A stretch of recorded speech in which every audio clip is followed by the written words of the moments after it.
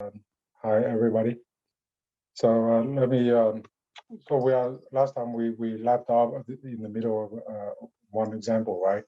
So let me share example of that with you, and then we just move on. All right.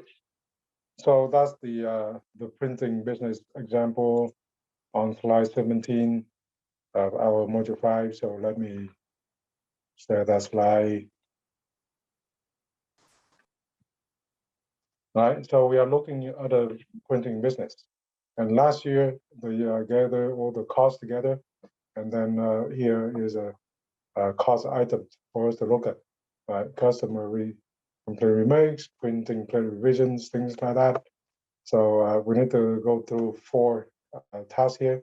Number one, we need to classify the cost into the prevention cost, appraisal, internal failure, external failure. And then we need to draw the Pareto chart and interpret the results and give the recommendations to the managers of the printing business, right? So for us to effectively go through it, let me remind you that we would classify all the costs related to quality into the four types of costs: prevention costs, appraisal costs, internal failure costs, and external failure costs. Appraisal and prevention costs are called the good costs because that helps us to avoid, right, poor quality.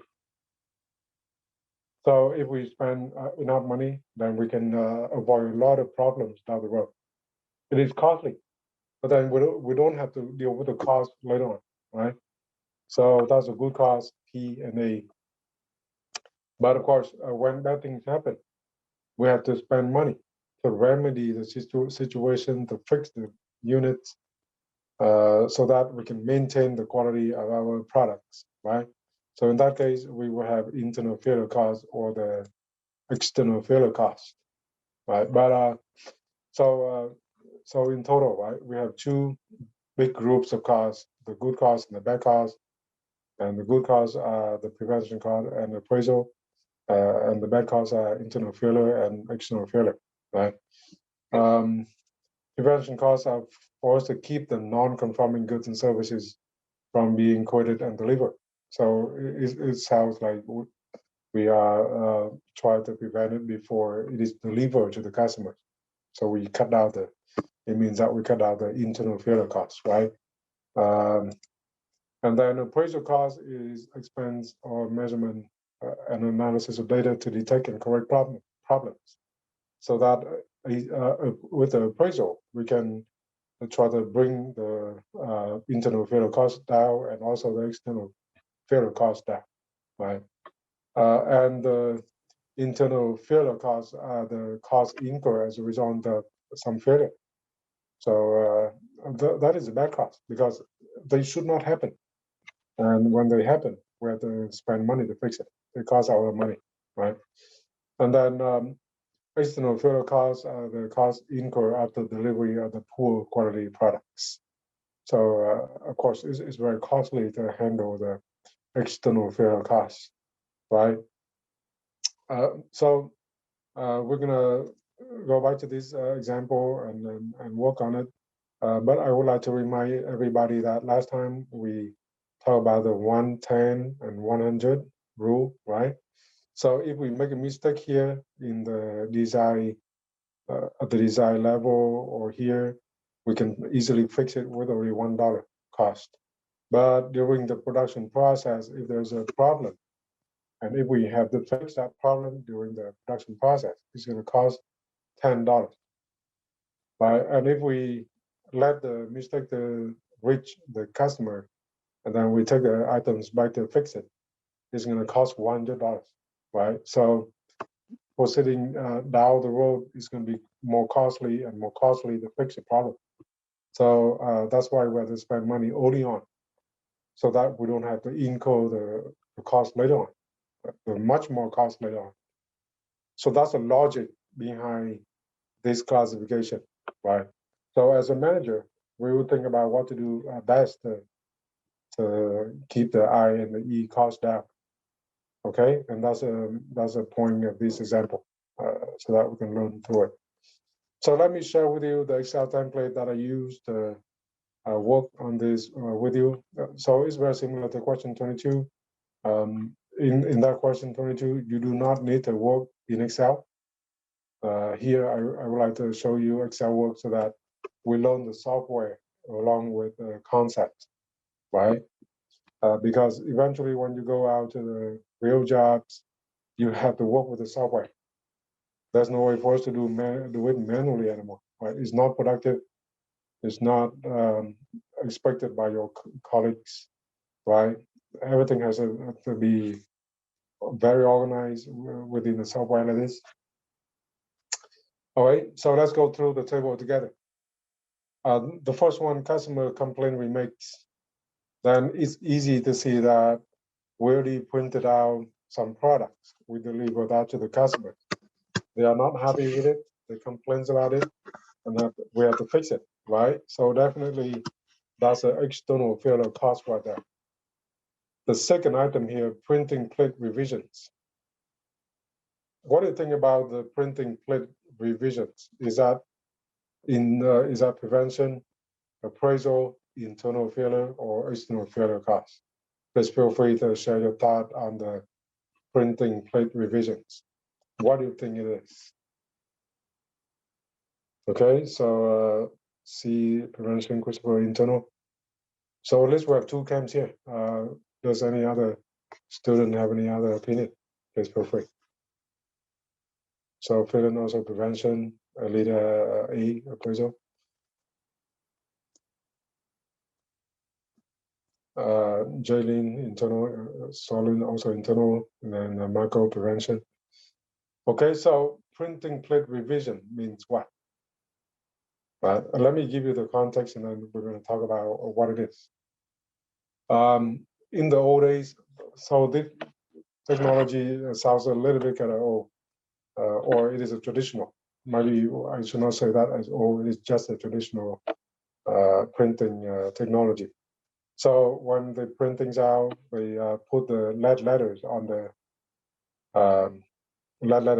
plate, and then or the shape, whatever shape that they want to print on the plate, and then they either ink the plate or they use a plate to press on the ink papers, and then the ink will get onto the actual papers, right?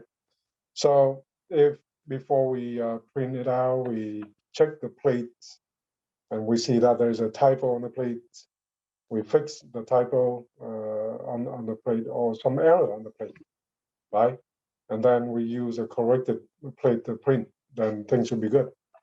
So the action of revise the printing plate is an action of remedy an internal failure situation, right? We make a mistake right there, and we check it. The check is appraisal, but the fixing of the error is internal failure, right? So the correct answer here should be internal failure, because in this case we have to fix a problem within our production process, and of course we have not printed anything yet, so the products have not reached out to the customer yet, right? So it's still internal failure. All right, so that's the second. And how about the third? Quality improvement projects. Quality improvements mean that we will put our initiatives, right? Retraining the workers or invest in better technology, revamp the production process in some way. But all of these will be done before the actual production process, right? So that we can improve the process. So because it happens before the actual process, we would call that as a prevention. Right? Inside, we're going to call that as appraisal. But outside, before the process, we're going to classify that as prevention. The next one, gauging. Gauging in the printing industry might be you gauge the thickness of the paper, you measure the distance or the space between the letters or the space between the lines, right? Try to make it consistent in the whole book. So that's gauging, right? So we gauge, we check, we examine to find out if there's a problem or not. So that checking is appraisal. And if we find out there is a problem and we have to fix it, that is internal, right? Let's see the difference between the two. The checking, the action of checking is appraisal. But if you need to fix something, then that fixing is internal failure, because we have to spend money and time on fixing it, where it's supposedly not to happen at all, right? We don't want any failure to happen, but if they happen, then it costs us money to fix it.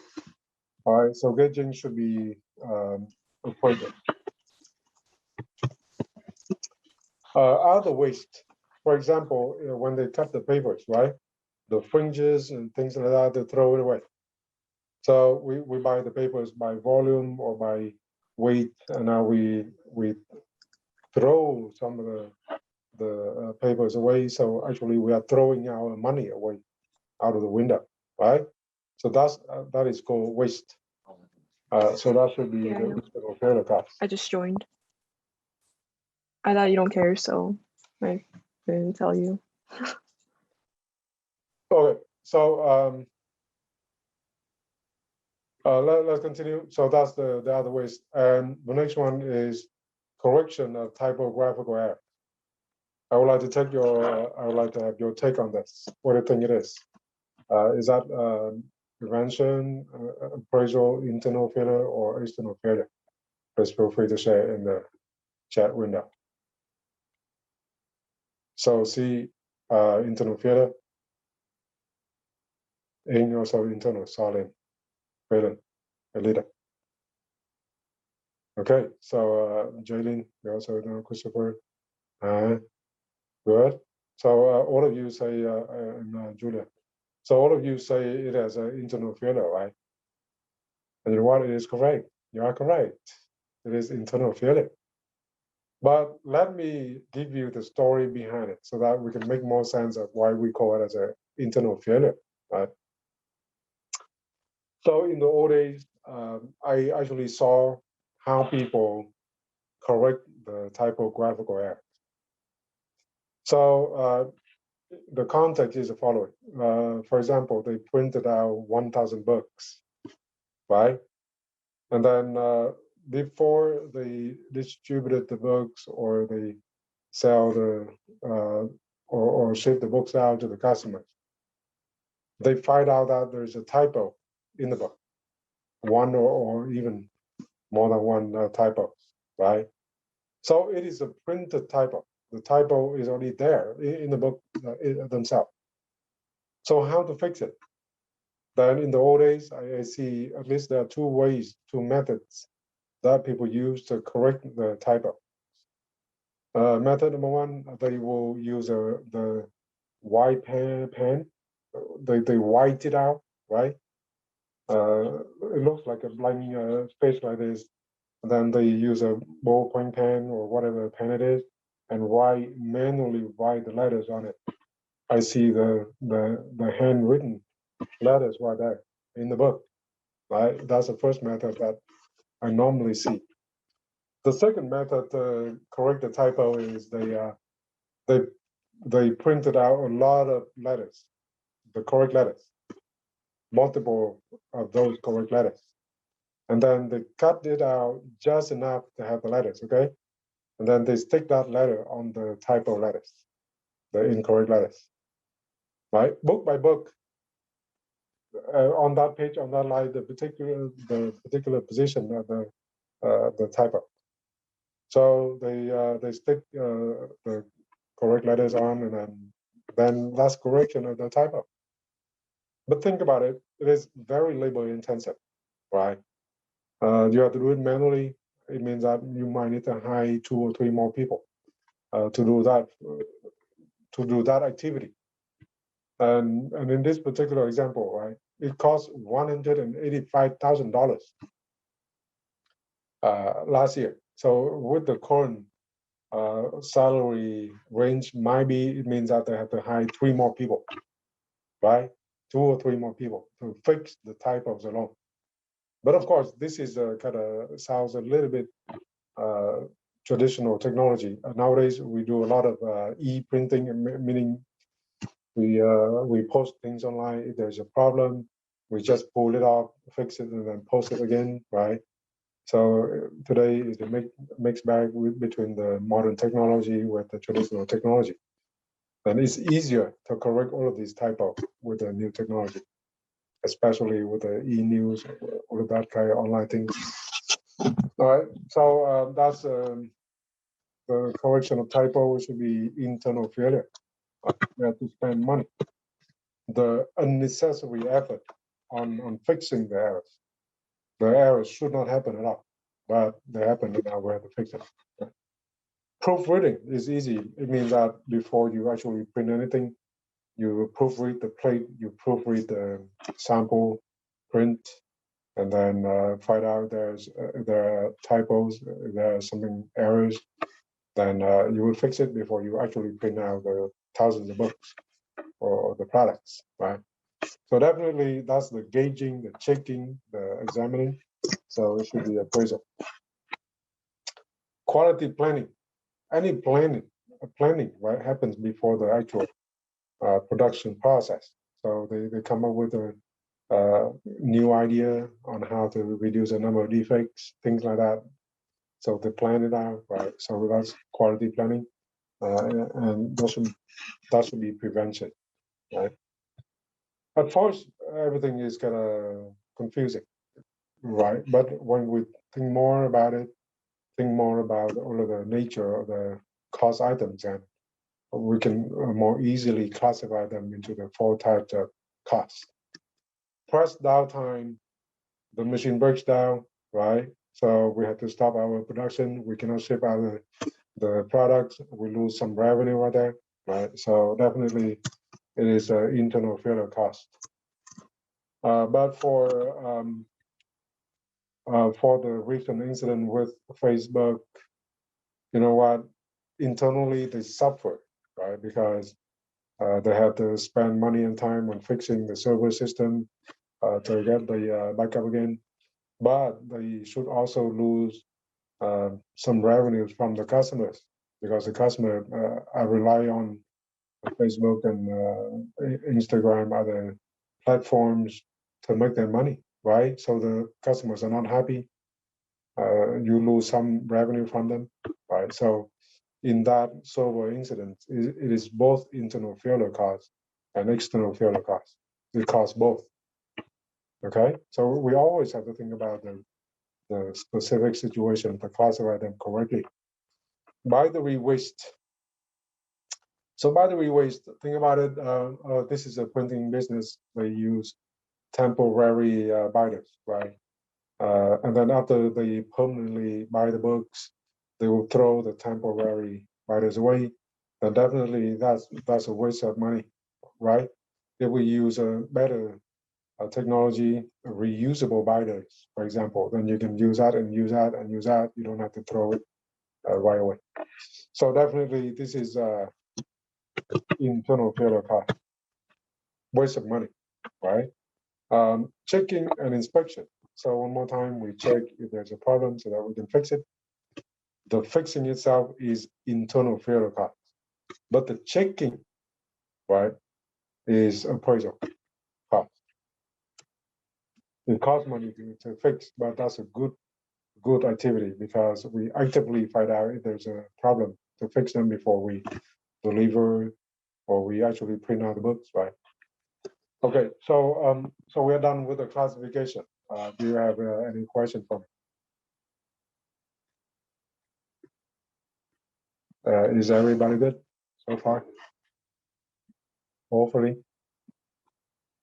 Okay, so we're done with the classification, and now we try to make more sense of the magnitudes of the cost, right? So for that, we need to sum all of the costs up in the same categories. So we have 4 types of costs. We lay them out here, and then we calculate the total for each, right? For the prevention cost, I will do the following. I will do equal. In Excel, any equation will start with the equal sign, equal, and then we will do. Oh, Will, you're fast. So let me do this with everybody. So we sum them up, right? Equal sum, And then I open the parentheses. Again, this is very similar to question 22, but you don't have to use Excel for question 22. Here, I would like to show that to you so that we learn the software together with the concepts, okay? So you do equal sum and then parentheses, and then I click on the first item, which is a 14,000 right here. And then I click on the second item. By the way, how do I click on the second item?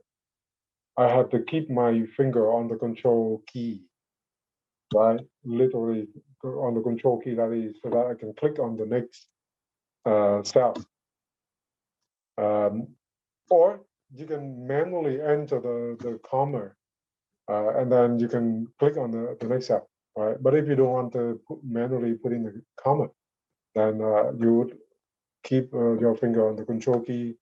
Mac might be different, I don't know, because I'm using Windows right now.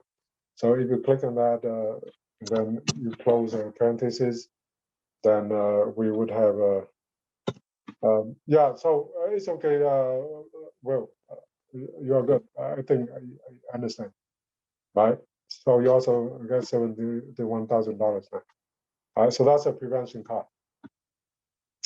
Appraisal, you're gonna you do the same thing. So similar thing. So we do that as sum, and then I click on the first A cost, which is $90,000, and then do comma, or you can keep your finger on the control button, and then click on the next one, then click on the next one, right? So we have three A costs here. We add them up. We have $482,000. It's a lot, right? It's nearly $500,000. And then internal failure cost is what? Again, you do that as sum. Any equation in Excel start with the equal sign, and then sum, and then you click on the 28,000 right here, 39, 185, and then 185 again, and 53 again, and then 53, right? So we have 5 items here, and we add them up, we have $490,000. We spent a lot of money on the internal failure cost last year, right? And then finally, for the external failure, there's only one item, so I only need to click on that, and then we're done. $21,000. Oh, do I miss anything? I think I missed the equal side at the beginning. So sum, and then close it, and then click on that. Oh, you know what? I messed it up just very quick. Okay, so for the external failure, we just do that as equal sum, and then click on that 21,000, close it, and hit enter. Right? So these are the magnitudes of the costs that we want to know. So what we are doing next is we would classify them. We would sort them from the highest to the lowest values, and then we will draw the Pareto chart. Pareto is right here, Pareto, right? That's an Italian name. So that's the economist who used, or the first person who used a Pareto chart. So I would manually copy the values down here.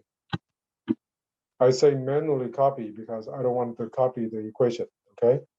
So it turns out we don't have anything here. So I highlight this table right here and go down here, right click, and then paste special. We only paste the values. We do not need the equation at all. Because with the equation, the sort will mess up the equation and things will be wrong, right? So we only have values here. You will not see any equal sign here because they are just values. So with that, now we can sort it out.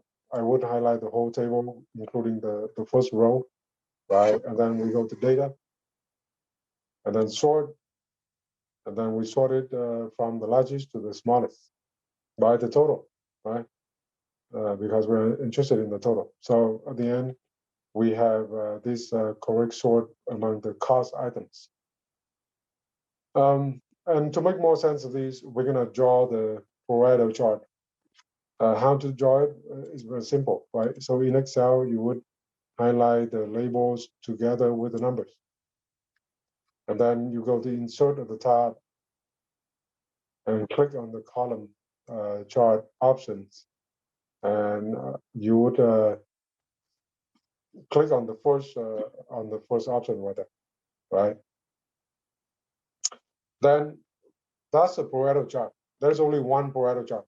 In the past, student, I don't know, they draw different Pareto chart. There's only one because we talk about the total, right? All right.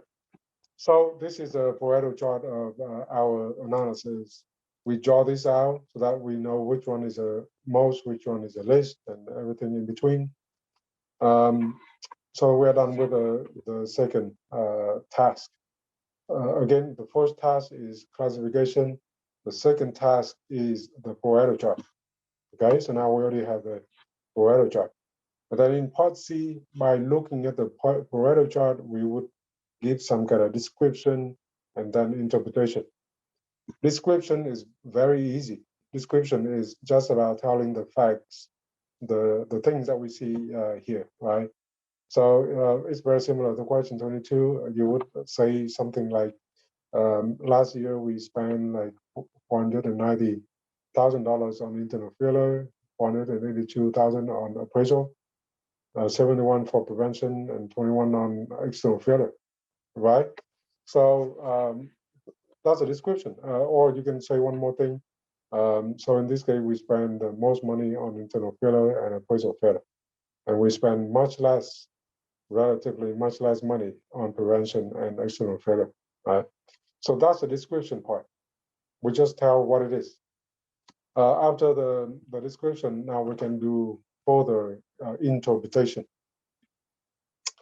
So here's the things that we see in the picture. Last year, we have a lot of internal failure cost, and we have relatively very little, right, external failure cost. The question is why, right? Why do we spend too much on internal failure? And then we do not have to spend too much on external failure.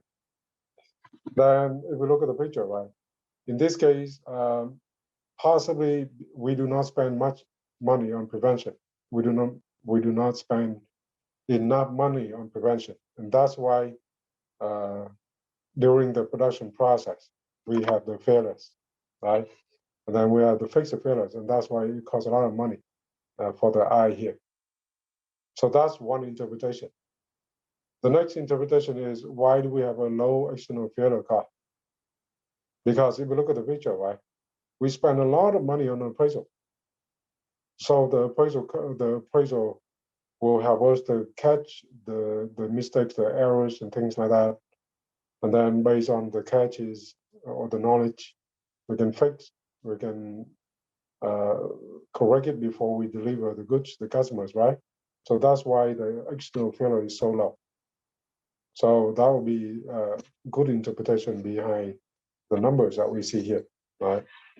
So when you work on question 22, it's quite similar. After you calculate you sort the values, you draw the Pareto chart, then you look at the Pareto chart and try to describing it. That's easy, and then try to explain what is going on, right? We make some guess about what is going on behind the picture.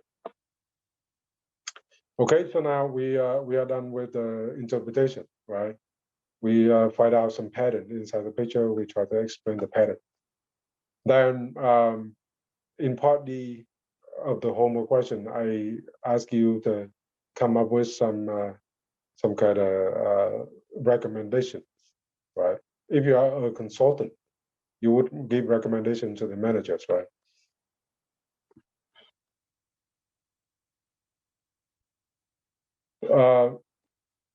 Yeah, well, so in that case, right, the recommendation here is we would, and then if you look at the picture here, the appraisal cost is a lot. we spend like nearly $500,000 on appraisal. That's a big cost that will cut into our profit, right? So maybe we also spend too much money on appraisal. So in this case, what we should do is the following: we cut some of the appraisal costs and divert the cost from appraisal to prevention, right? So if we still keep enough appraisal costs, then we can still keep the external failure low.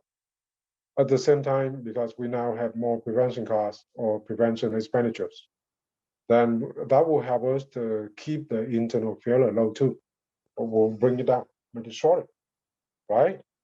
So I was say that's a good recommendation to the management of the printing business.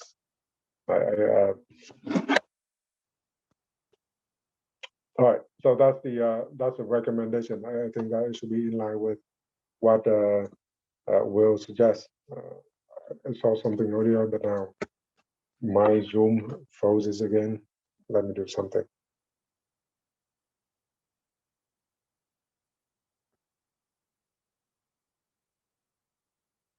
All right, so that's 1 second, please. All right, I'm fixing an internal failure right now. It costs us a little bit time. All right, so let's so we are done with the example, right? Not totally done, but at least we already answered the question A, B, C. In part A, we classify it. In part B, we draw the Pareto chart. In part C, we give descriptions and interpretation. And in part D, we give recommendation. Right? So all of those are important for a business, for them to try to maintain and improve the quality over time. Okay, so good.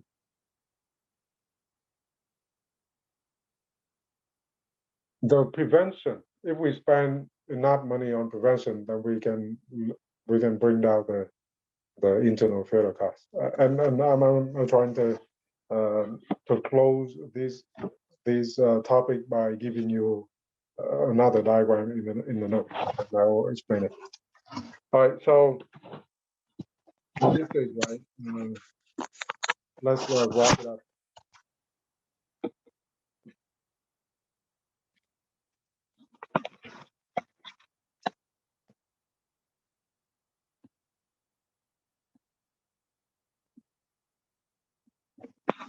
Okay, so we are still in module 5 about quality management. The big topic that we are trying to finish is the cost of quality topic, or COQ, big topic. And we work on that example.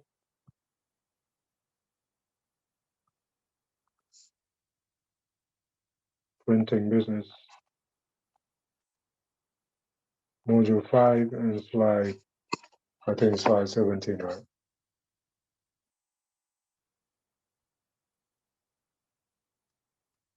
Okay. So again, if we want to classify it more easily, we should always draw this picture out. We have a process like this. The flow rates will go in this way, will go out that way. So whenever we try to spend money to prevent the problems down the road, then we call that as a prevention. It happens before our actual production and delivery process, right? But if we enter the process already and spend money on checking things to make sure things are good, right? Then we call that as appraisal. And but when bad things happen, we also have to spend money to fix it, to maintain our quality, right? So that's an I. And then if we let the mistake to reach the customers, then we have to remedy the external situation. Sometimes it costs millions or billions of dollars. In the Boeing case, they have to pay billions, 100 billions or even more, and counting to remedy the situation, right?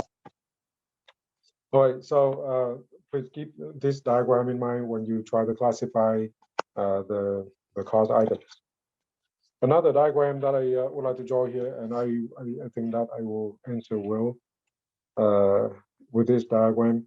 So we spend money on prevention, on appraisal, on internal failure costs, and external failure costs.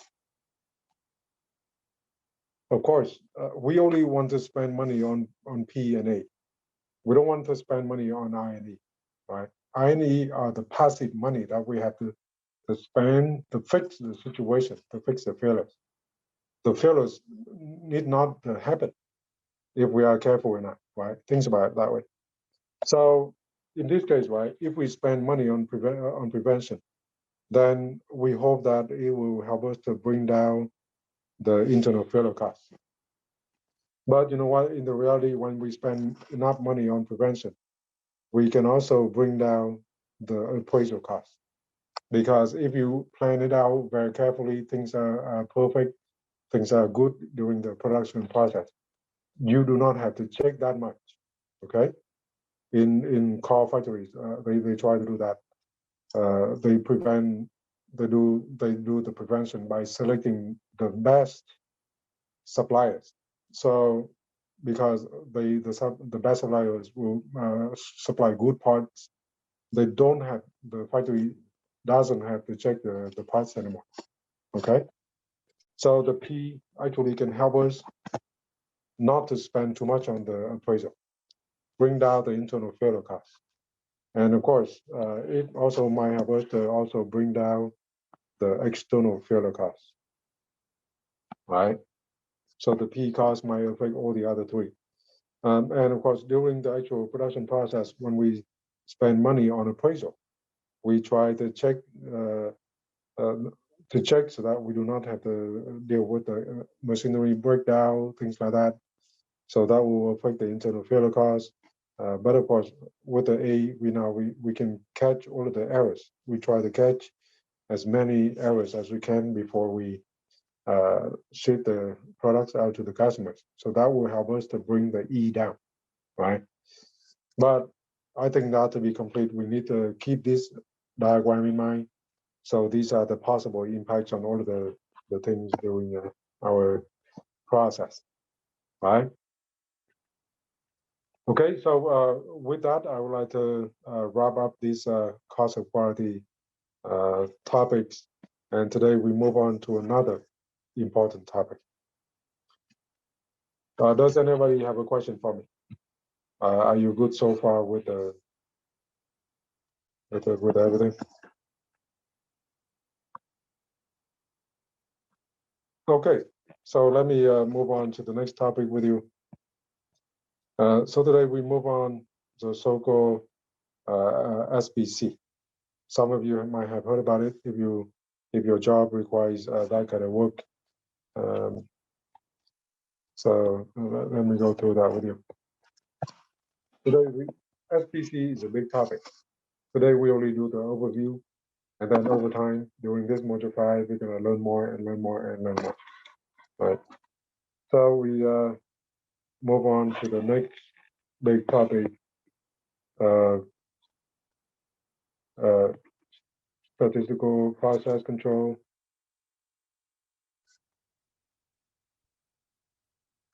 or SPC. So why do we have to talk about these SPC? Because of the following. Remember, the other day we talked about the gap model, right? In that gap model, we mentioned that there are 5 major areas for quality failure. So 5 gaps.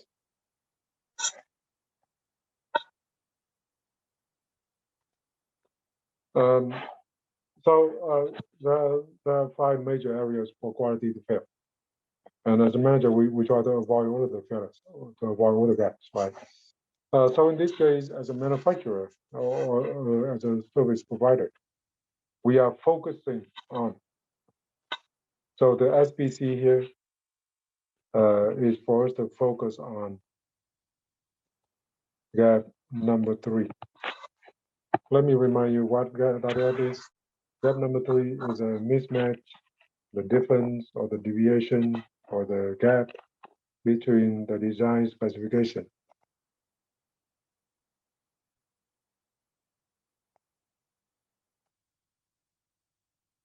and implementation.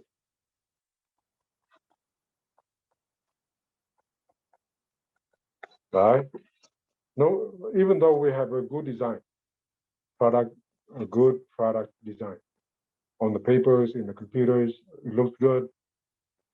The intention is good, but then during the production process, if the workers make a mistake with the units, if we put in cheap materials, if the suppliers give us some faulty part, things like that, then at the end, the quality of the product is not good anymore, right? Even though at the design level, it looks very good. So as a manager, as a producer, we have to sort of know how to deal with this gap, right? Try to avoid this problem so that we can maintain and even improve our quality. So, so why do we have this gap number 3? Because a lot of the time we have the process variation.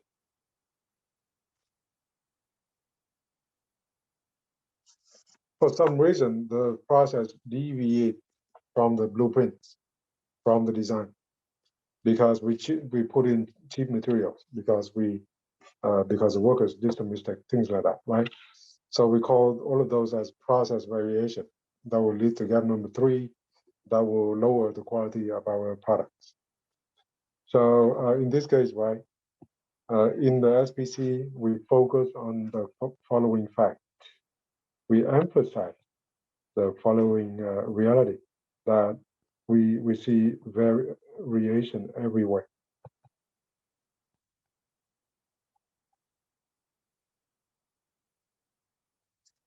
If you look around in manufacturing, in services, you're going to see that kind of variation, right? Why do we have this variation? For example, material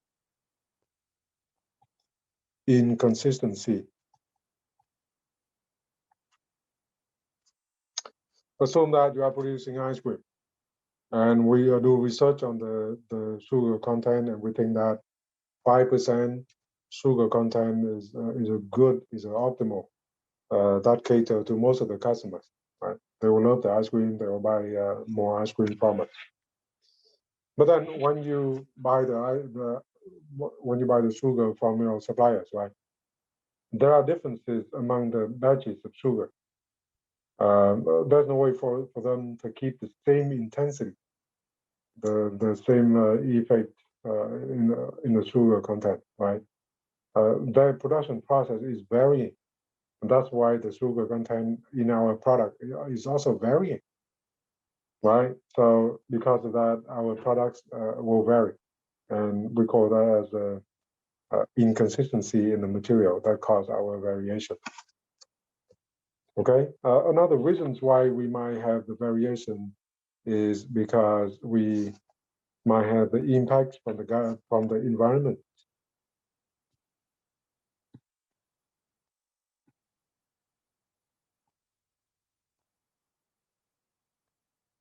Even in manufacturing, we think that in manufacturing, how the environment might affect our manufacturing process. It can, but if we cannot seal our factory from the outside elements, right? Then the temperature from outside might affect the length of the cut, might affect the diameters of the bore of the drill holes, right? Things like that. So the temperature might affect the moisture, the temperature. A lot of things might affect our manufacturing processes, not to mention our services processes. Okay, and machinery and equipment wears and tears over time. will also cause the variation. Right. So let me make it short here. Machinery waste. Oh, sorry, waste. Right. When we buy a new car, everything is good. Everything functions good. But over time, we have to change the batteries. We have to do this or that. So all of those are variation, right, from the intended outcome. Okay. Another group of factors, important factors here, is called the human errors. Virtually every process will have the human factor in it. If the workers make any mistake, then eventually the product will have some quality problem, right? They are defective, or they might cause damages to the customers, and that's not good at all, right? So here I only make a list of major factors that affect our process, but there can be more. Okay, so that's the start of the SPC, right? We take that we have to deal with the variation because there are so many reasons that cause the variation. Okay, and for us to effectively discuss through the SPC topic or the rest of the module, we should understand more. We should be more conscious about what cause and what affect our quality. Right. So we call the next topic as this is still within the SPC. Okay, we are still within the SPC, and next we talk about the quality framework.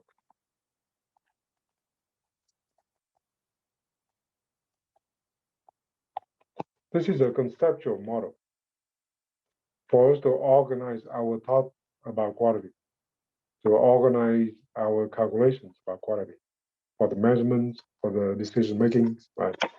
So we call it as a quality framework. So technically, we're going to classify all the variables related to quality into 3 types of variables. Right. So let me draw the picture here, and then we're going to talk about the 3 types of variables. The first type of variables are a process right here, right? The first type of variable are called the input variables. It can be multiple of them. Normally, we talk about input as the ingredients, right? But that's not it. The training of the workers, how many workers you hire, that's your decision right there, that's your input right there, right? So input 2, it can be multiple inputs.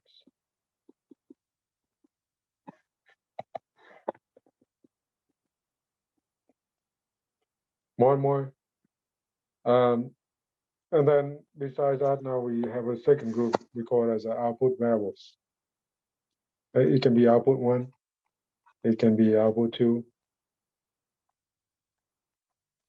it can be output 3, it can be multiple output. For example, we are selling only car. We thought that we only have one output, right? But actually it's not. Each car can be classified, can be viewed from different angle. For example, a car will have the horsepower, but beside that, it has a miles per gallon measurement, and then all of the trim inside the cars, is that leather or is that not leather, non-leather trims inside the car? How about the electronic package? Is that full suited or just basic suited, right? So all of those are the output variable because those are the aspects the customer care about when they buy the product, when they consume the products. So it can be multiple output variables. So output variables are different aspects, are different dimensions that the customer care about when they buy the product. Okay, so by now we thought that maybe if we control the inputs, then we're going to have the intended outputs, right? But sometimes the environment will jump in and interfere with that one-to-one relationship. So we do not have a one-to-one relationship anymore. So the environmental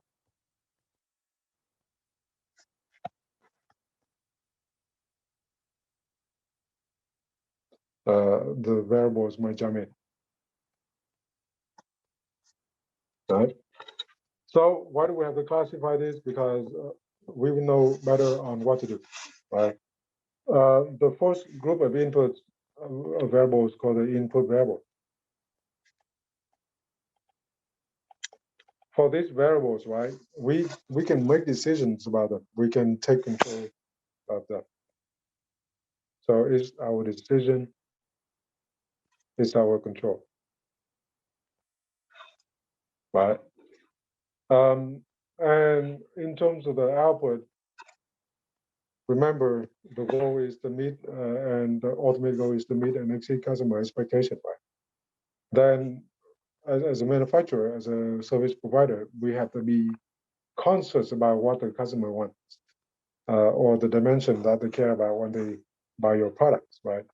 So the output variables are the variables that reflect or that shows the quality of the product.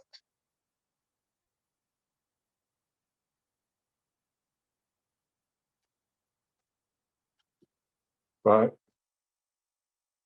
When you buy things from Amazon, it's not the merchandise itself.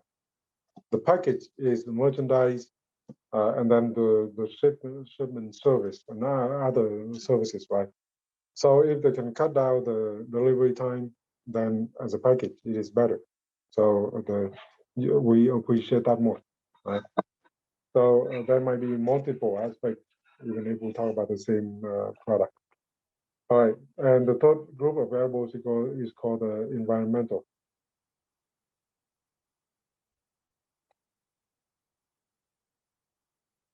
These are the variables that we do not have the control on.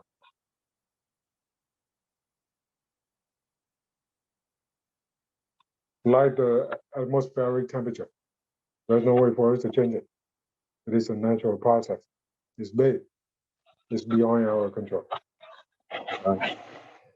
So, of course, environmental here doesn't always mean the earth or the atmosphere. Sometimes it is an economic situation around us, the big the area around us, things like that, where as a business, as one business, right, it's really hard for us to control. All right, so that's a quality framework. We classify everything into three types of variables so that we know what the customer cares about, we know what we can do, and we know what we cannot do, right? So let's go through one conceptual example about it so that we understand more about this model. So let me look it up for you. It's in module 5, and it's on slide 26. So this is a cafeteria. Module 5, slide 26.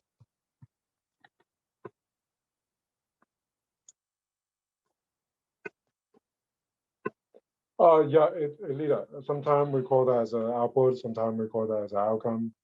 So we can use them interchangeably. In the textbook, I think that they call it as the output, but it's not wrong to say that it is as an outcome. Okay, so thank you for asking.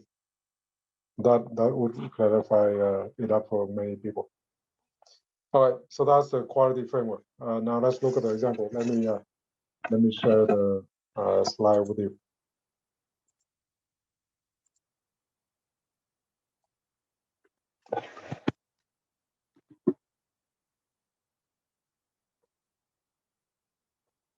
Okay, your cafeteria is serving chicken noodle soup today, which is sourced from a distributor and then warms up locally in the kitchen.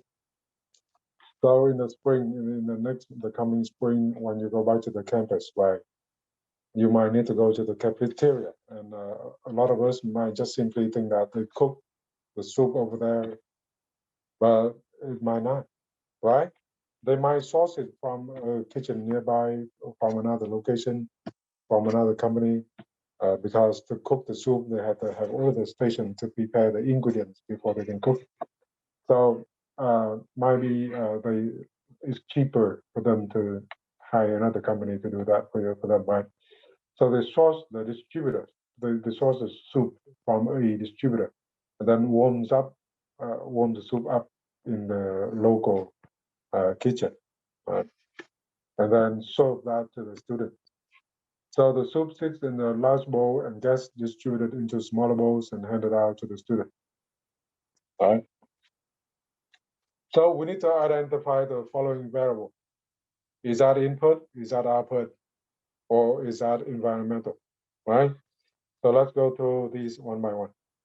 And I would like to ask the whole class, what is outside temperature? Is that internal failure? I mean, input or output or environmental? Please feel free to share your thoughts. All right, I see a lot of answers already. Okay, you are all correct. It is environmental, right? Because outside temperature is a natural factor. We cannot do much about it. We cannot control it. We can shield ourselves against it, right?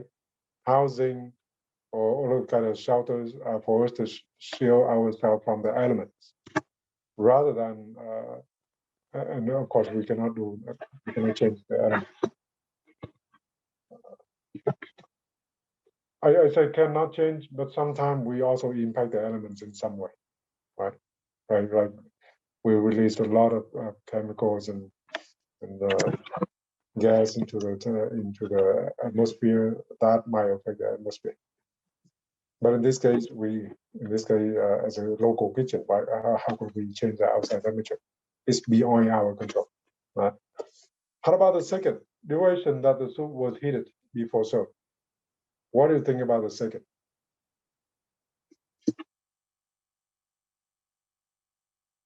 Okay, I see a lot of input here, right? Okay, yeah, I'm very happy with your responses. Yes, it is an input in our case, because actually we control it, right? Think about it. If you are the cook, you dial the knob to say it is 10 minutes, you punch in the numbers 10 minutes or so, right? They heat it up before we bring it out to serve to the student, right? So the duration is our decision, our control. So for that, it is an input variable. How about the third one? Temperature of the soup in a student's bowl. What do you think about the third one? Temperature of the soup in a student's bowl. Good. I see a lot of responses here. So many names that is really hard for me to call all of the names. Good. I'm very happy. It is output, right? Because it is one of the dimensions that the students will care about when they taste the soup. If the soup is too hot, then it takes more time for them to wait to enjoy the soup, for it to cool down. If the soup is it's not hot at all, right? Then what is the point of tasting the soup? So that's why the temperature needs to be kind of good enough for the customers to enjoy it. So that's one output variable right there. The fourth one, temperature level to which the soup is warmed up. What do you think about that? Number 4.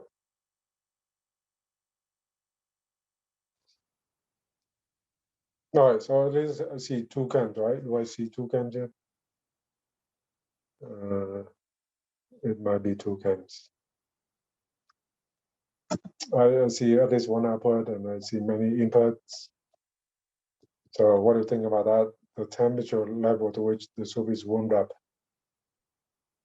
Okay, so now I see more input. So actually input is a correct answer, because right when we bake something, we literally dial the knob to be 450 degrees or something like that, right? Or in this case, maybe they will set up some temperature and try to achieve that temperature before they bring the whole soup out to serve, right? Okay, so the temperature level to which the soup is warmed up is our decision. So it's an input variable. How about the next one? Insulation of the bowl used for storing the soup. So what do you think about the insulation of the bowl used for storing the soup?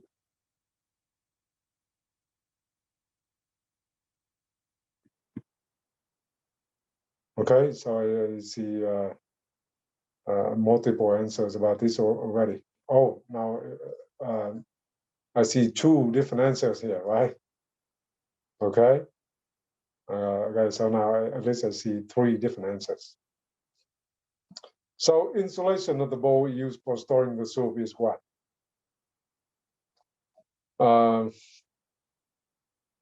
You know what? So what is insulation? For example, you get a very thick cloth or a blanket and you wrap around the bowl for it to keep the heat longer, right?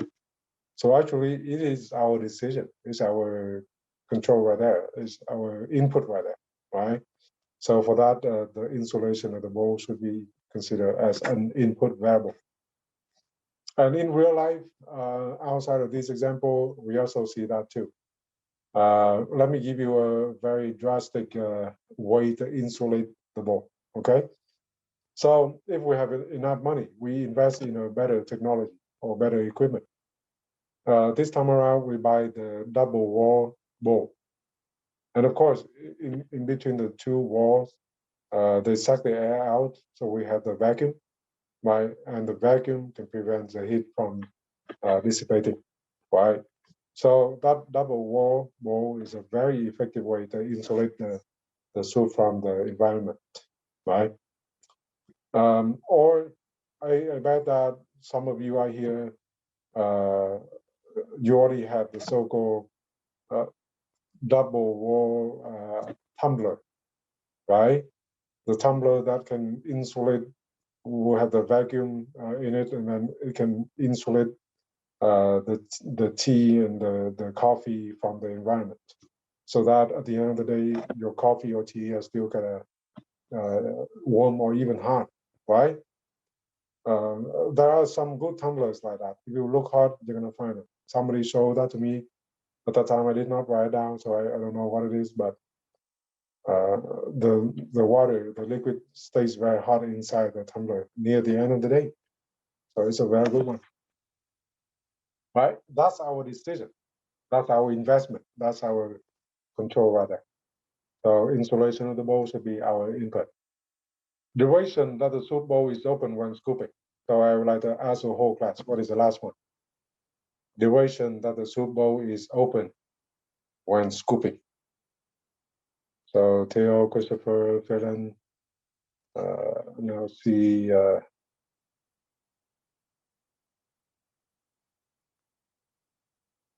right, so you say it is input, right? And now I see more input from A. Professor, is this during preparation or is this when the customer probably eats it?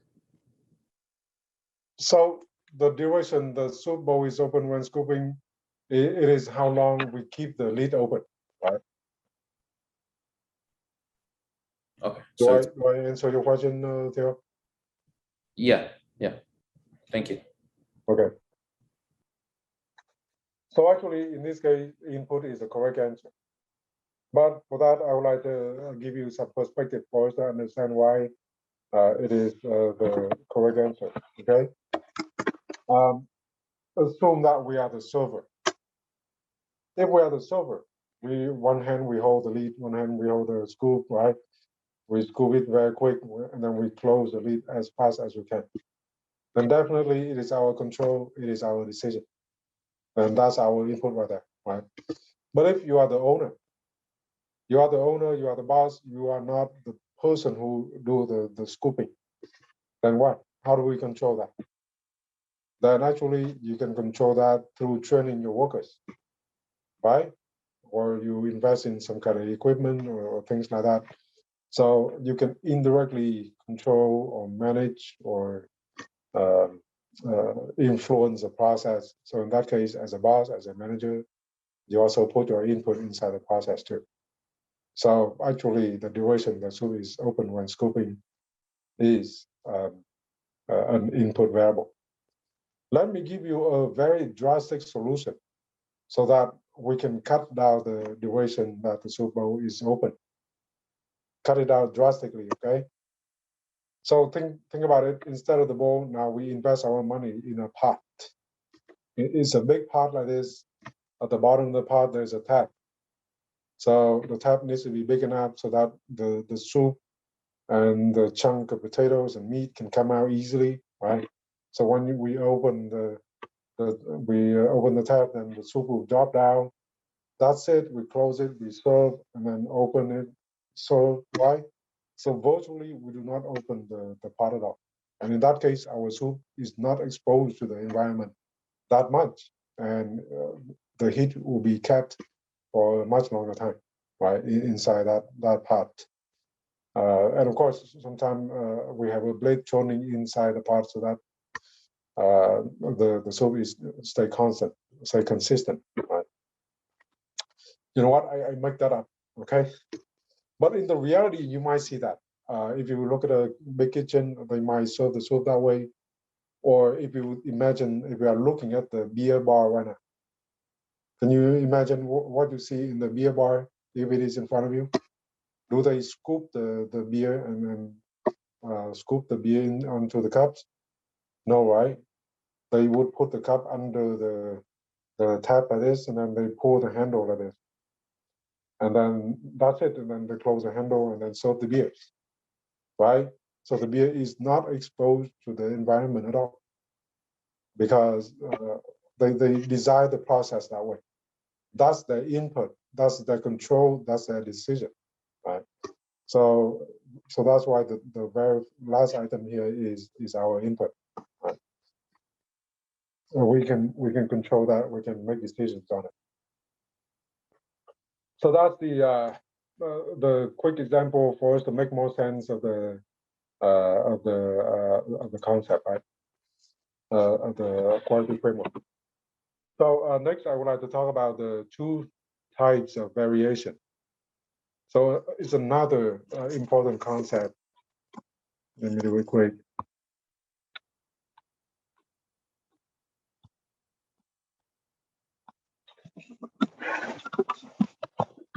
Okay, so we would like to classify all the variation. Earlier we talked about the variation, right? Into two types.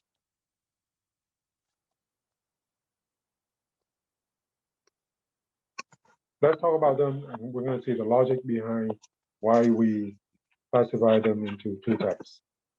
Types number one is called the natural or common cause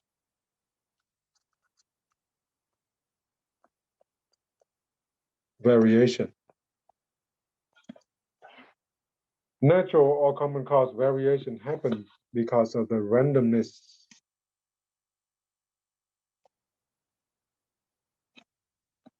right? Things happen randomly. So because there are so many factors, they are gonna intermingle, they are intertwined. There's no way for us to separate one cause, to single out one cause so that we can do something about it, right? So let me make a note here. In this case, we cannot or very hard to separate or single out the cause of the variation. And if we cannot single it out, then what can we do about it, right? So not much to do.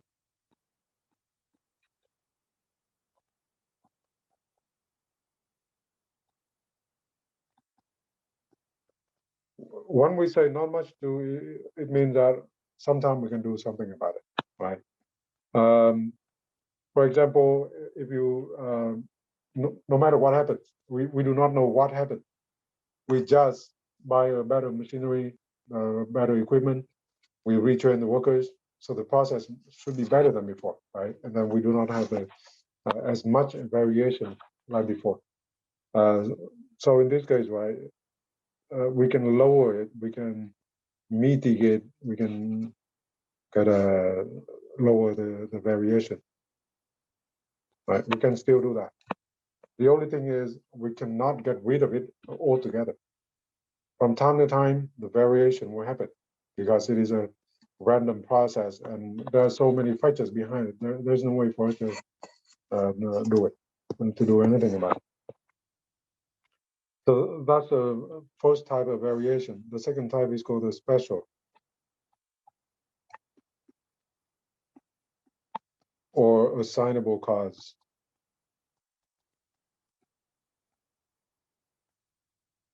Variation. Okay, so this happens because of some specific reason.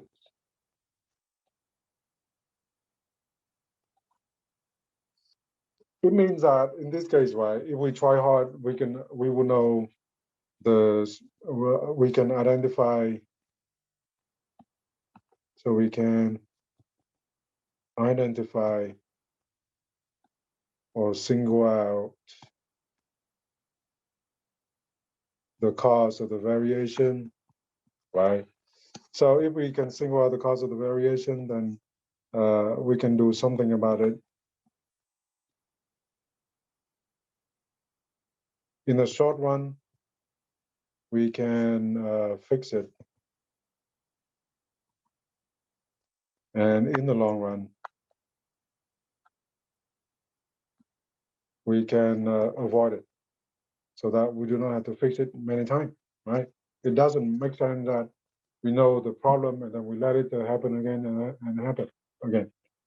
So to avoid it, we would build the so-called robust processes, right? Then over time, we don't have to deal with the problem again and again. Let me give you a very quick example about these two types of costs. Example.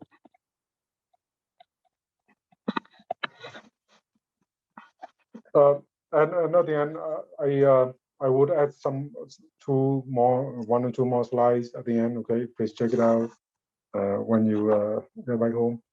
So here we assume that we have an ice cream shop.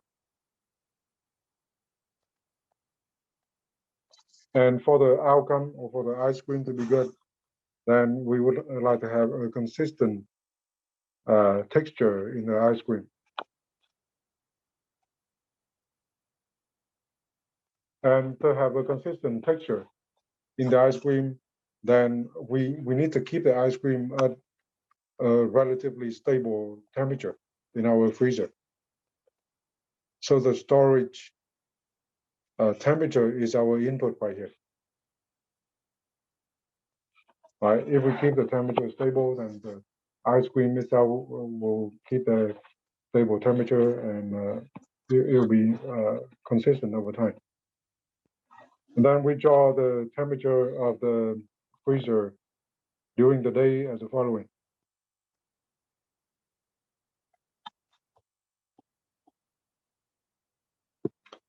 Early in the morning, right? Everything looks like this.